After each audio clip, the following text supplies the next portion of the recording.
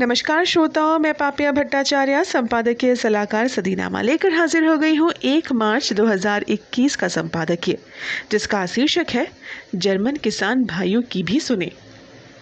इसे लिखा है हमारे संपादक जितेंद्र जितांशु ने।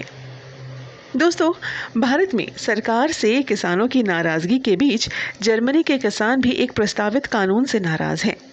भारत के किसान अपनी फसल के दामों को लेकर चिंतित है, तो जर्मन किसानों को अपनी पैदावार कम होने की आशंका है।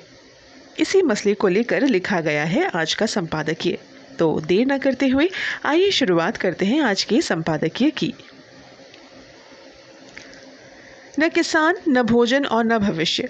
जब सही गलत हो जाता है तो प्रतिरोध कर्तव्य बन जाता है।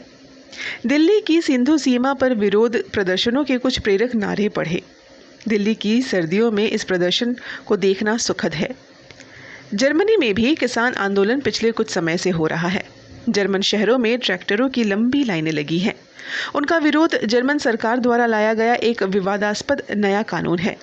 जर्मन सरकार एक नया कीट संरक्षण कानून लाई है। ये कीटों की आबादी को कम करने से बचाने के लिए कुछ कीटनाशकों के उपयोग पर अंकुश लगाएगा। लेकिन कई जर्मन किसानों ने जोर देकर कहा कि ये कानून उनकी आजीविका को नष्ट कर देगा। इसे और अधिक संक्षेप में कहें तो कीड़े को बचाने के लिए खेतों को मत मारो। न तो हम लोग जर्मन नागरिक हैं और न ही जॉर्ज सोरोस, इसलिए हम उन्हीं पर छोड़ देना चाहिए। जर्मनी एक लोकतांत्रिक देश है, उन्हें ही इसे हल करने दे। हालांकि ये ज़रूर है कि किसानों ने किसी भी तरह का बीमा नहीं दिया। किसी ने जर्मन राज्य शक्ति के प्रतीकों को जब्त करने और वैकल्पिक झंडे लगाने की कोशिश नहीं की। इसके अलावा किसी ने पुलिस कर्मियों के खिलाफ तलवारों का इस्तेमाल भी नहीं किया और न ही उन्हें खाई में गिराने की कोशिश की। इसके लिए कम से कम ये 3 आसानी से पहचाने जाने योग्य कारण हैं। उनमें से हर एक भारतीय लोगों के लिए एक सबक है। पहला कारण, शुद्ध नस्लवाद। वैश्विक मीडिया बहुसंख्यक सफेद आबादी वाले देशों की संप्रभुता का सम्मान करता है। वे जर्मनों को ऐसे लोगों के रूप में देखते हैं जो अपने निर्णय लेने के लायक है। वे भारत को अलग तरह से देखते हैं।